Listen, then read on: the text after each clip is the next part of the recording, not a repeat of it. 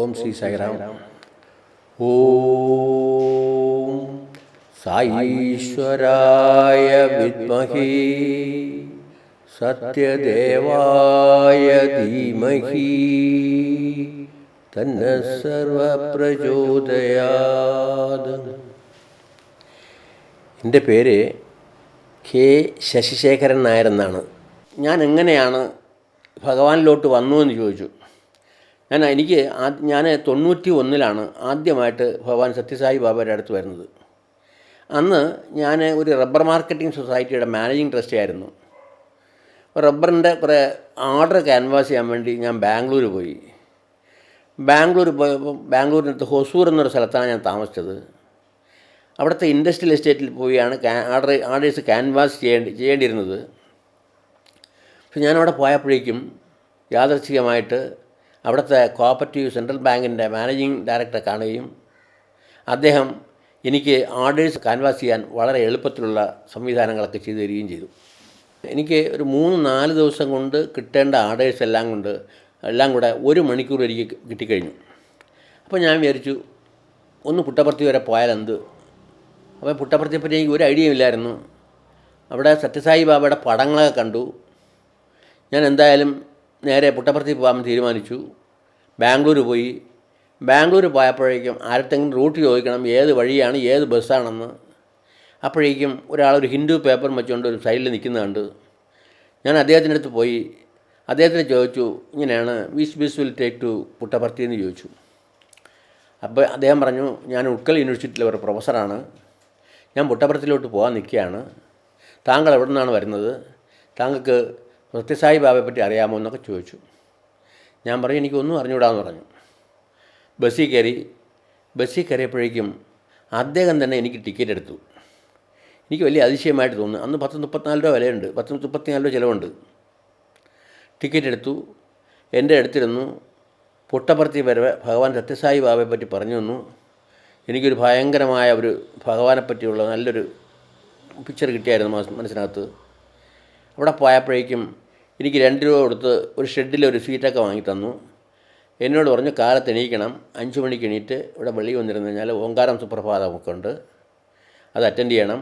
ചിലപ്പോൾ ഭാഗ്യമുണ്ടെങ്കിൽ ആദ്യത്തെ ലൈനിൽ തന്നെ ചിലപ്പോൾ കിട്ടിയെന്നും വരുമെന്ന് പറഞ്ഞു. എനിക്കൊരു ഫ്രണ്ടുണ്ട്, ഞാൻ അദ്ദേഹത്തെ കണ്ടിട്ട് I will come and meet you around 8:30 in the morning എന്ന് പറഞ്ഞു. അതുപോലെ അദ്ദേഹം പറഞ്ഞ പോലെ ഞാൻ രാവിലെ എണീറ്റ് ഓങ്കാര അവിടെ ഞാൻ പോയി സ്വാമിയുടെ ദർശനത്തിന് ക്യൂവിൽ പോയി. എനിക്ക് ആദ്യത്തെ ക്യൂവിൽ തന്നെ കിട്ടിയായിരുന്നു, ഫ്രണ്ട് റോയിൽ കിട്ടിയായിരുന്നു. ഭഗവാൻ എൻ്റെ അടുത്ത് വന്നു, ഒന്ന് മുഖത്ത് നോക്കി ചിരിച്ചു. എനിക്ക് വല്ലാത്തൊരു അനുഭൂതി തോന്നി. അന്ന് ദർശനം കഴിഞ്ഞിട്ട് ഞാൻ വെളിയിലോട്ട് ഇറങ്ങി.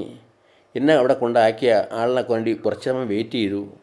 അദ്ദേഹം പിന്നെ വന്നില്ല. ഞാൻ ബസ്സിൽ കയറി മടങ്ങി ഞാൻ ട്രിവാൻഡ്രത്ത് വരികയും ചെയ്തു.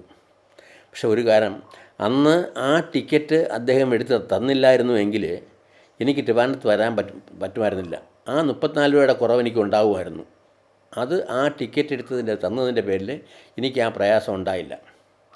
പിന്നെ എനിക്ക് എൻ്റെ ജീവിതത്തിലെ ഏറ്റവും വലിയ അനുഭവം എന്ന് പറഞ്ഞാൽ, ഞാൻ ആ കാലത്തൊക്കെ ഒരു ചെയിൻ സ്മോക്കറായിരുന്നു. ഭഗവാൻ സത്യസായി ബാബയെ കണ്ട 1991 ജനുവരി 1 മുതൽ അന്ന് ഞാൻ അങ്ങ് നിർത്തിയതാണ്. പിന്നെ എനിക്ക് അങ്ങനെ ഒരു ഒന്നും തോന്നിയിട്ടേ ഇല്ല. ഇതാണ് എൻ്റെ ജീവിതത്തിൽ ആദ്യമുണ്ടായ എനിക്ക് അനുഭവം. ഞാൻ ഭഗവാന്റെ വലിയൊരു ഭക്തനായിരുന്നു. എൻ്റെ ജീവിതത്തിൽ എനിക്ക് ഒരുപാട് മിറക്കിൾസ് ഉണ്ടായിട്ടുണ്ട്. ഞാൻ വലിയൊരു സേവകനായിരുന്നു. ഞാൻ പാറശാല സമിതിയുടെ ഒരു കൺവീനറായിട്ടൊക്കെ ഒരുപാട് കാലം പ്രവർത്തിച്ചിട്ടുണ്ട്. 2011 ഭഗവാൻ സമാധിയായി. മഹാസമാധിയായപ്പോൾ വലിയ ദുഃഖം തോന്നി.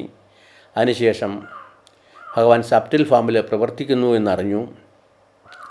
അപ്പോൾ അതിനെപ്പറ്റി എനിക്ക് വലിയ വിവരമൊന്നും ഇല്ലായിരുന്നു. എന്നാലും എനിക്ക് അറിയാനുള്ള ആഗ്രഹം ഉണ്ടായിരുന്നു. അങ്ങനെ 2015 ആയപ്പോഴേക്കും രാജഗോപാൽ എന്ന് പറഞ്ഞ എൻ്റെ ഒരു ഫ്രണ്ട് കഴക്കൂട്ടത്തു നിന്ന് അദ്ദേഹം എനിക്ക് 2-4 ബുക്കൊക്കെ കൊണ്ടുവന്നിട്ട് പറഞ്ഞു, സാറൊന്ന് വായിച്ചു നോക്കണമെന്ന് പറഞ്ഞു. ഞാൻ ഈ ബുക്കൊക്കെ വായിച്ചപ്പോഴേക്കും എനിക്ക് വിശ്വാസമായി ഭഗവാൻ സത്യസായി ബാബ സബ്റ്റിൽ ഫാമിൽ പ്രവർത്തിക്കുന്നുവെന്ന്. പക്ഷെ നേരിട്ട് എനിക്ക് അറിയണം, അങ്ങനെ ഒരു ആഗ്രഹം ഉണ്ടായിരുന്നു.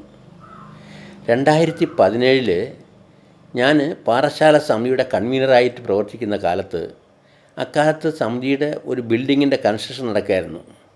മാർച്ച് 7-ാം തീയതി ആണെന്ന് തോന്നുന്നു, എനിക്കൊരു മെസ്സേജ് വന്നു. ഇങ്ങനെയാണ്, ഭഗവാൻ സത്യസായി ബാബ സബ്റ്റിൽ ഫാമിൽ കേരളത്തിലുള്ള കുറേ ഡിവോട്ടീസിന് ദർശനം കൊടുക്കുകയാണ്, അതിൽ താങ്കളെയും ഇൻവൈറ്റ് ചെയ്യുകയാണെന്ന് പറഞ്ഞു. ഞാൻ ആരടുത്തും പറഞ്ഞില്ല. അന്ന് ഈ പുട്ടപർത്തിയും മുതനഹള്ളി എന്നൊക്കെ പറഞ്ഞാൽ ഭയങ്കര ശത്രുതയിലായിരുന്നു. അവർ മുതനഹള്ളിയിൽ പോകാമെന്നൊക്കെ പറഞ്ഞാൽ അതൊരു വലിയ ഡിസ്ക്വാളിഫിക്കേഷൻ നമ്മളാണെങ്കിൽ അതിൽ നിന്ന് സമിതിയിൽ നിന്ന് പറഞ്ഞയക്കുകയും ചെയ്യും.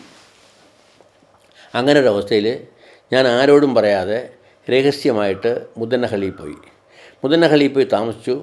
പിറ്റേ ദിവസം രാവിലെ 10 മണിക്കാണ് നമുക്ക് ഇൻ്റർവ്യൂ. അന്ന് ഭഗവാൻ ഇൻ്റർവ്യൂ തന്നത് മധുസൂദൻ സായി എന്ന് പറയുന്ന ഒരു കമ്മ്യൂണിക്കേറ്ററിലൂടെയാണ്.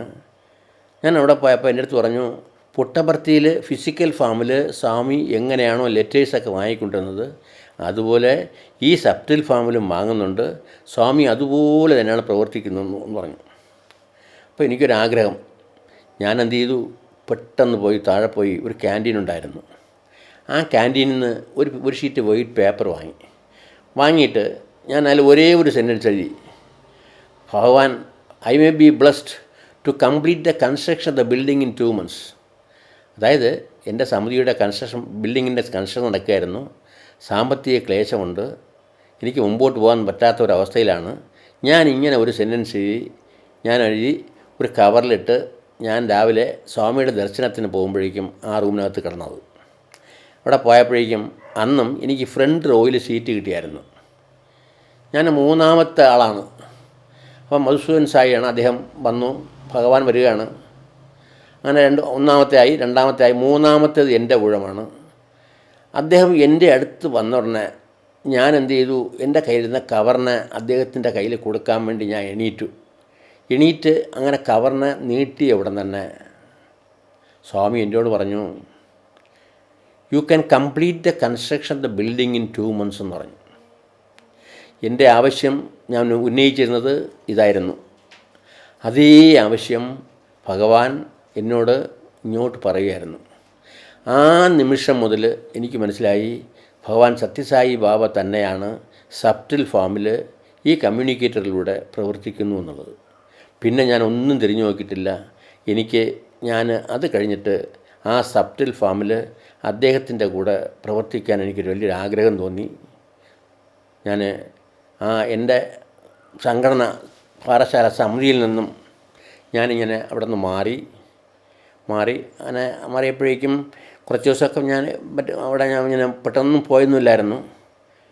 അപ്പോൾ ഞാൻ 2018 ആയപ്പോഴേക്കും ട്രിവാൻഡ്രം ബേസ് ചെയ്ത് രാജൻ സായി എന്നൊരാൾ ഇങ്ങനെ കമ്മ്യൂണിക്കേറ്ററായിട്ട് വന്നിട്ടുണ്ടെന്ന് അറിഞ്ഞു. അപ്പോൾ അദ്ദേഹത്തിൻ്റെ ഒരു ആശ്രമമുണ്ട്. ആ ആശ്രമത്തിൻ്റെ ആദ്യത്തെ ഒരു ഉദ്ഘാടനം എന്നൊക്കെ പറഞ്ഞപ്പോഴേക്കും ഞാനും ഒന്ന് കാണാമെന്ന് പറഞ്ഞ് അവിടെ പോയി.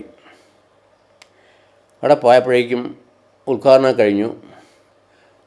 കഴിഞ്ഞപ്പോഴേക്കും എനിക്ക് ഈ രാജൻ സായിയെ വലിയ പരിചയമൊന്നുമില്ല. ഞാൻ കണ്ടിട്ടുണ്ട്, മറ്റുപാണ്ടത്ത് സിറ്റി സെമിനിയിലൊക്കെ ആയിരുന്നു.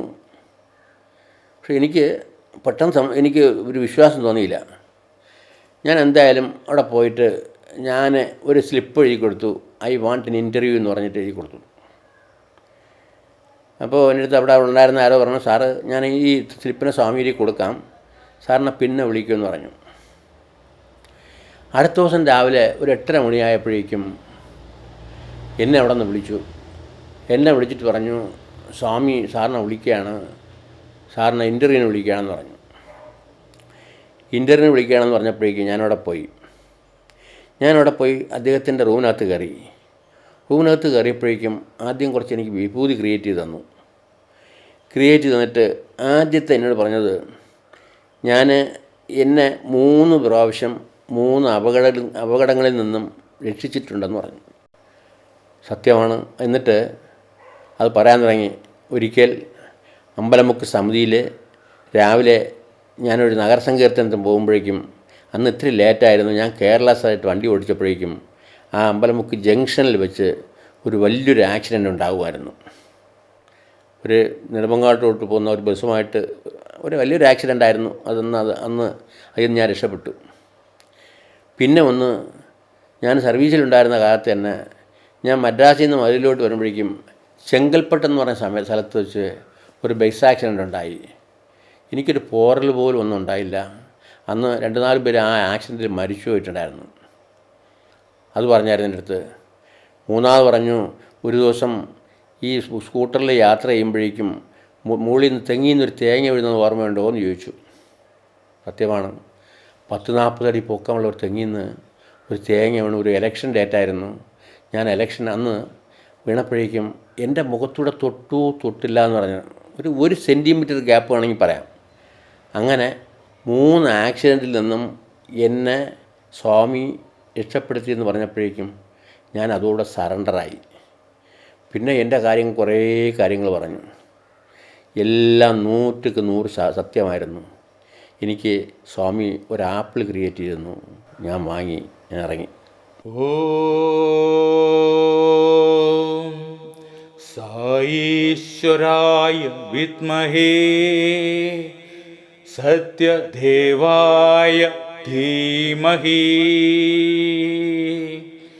തന്ന സർവ പ്രചോദയാത്.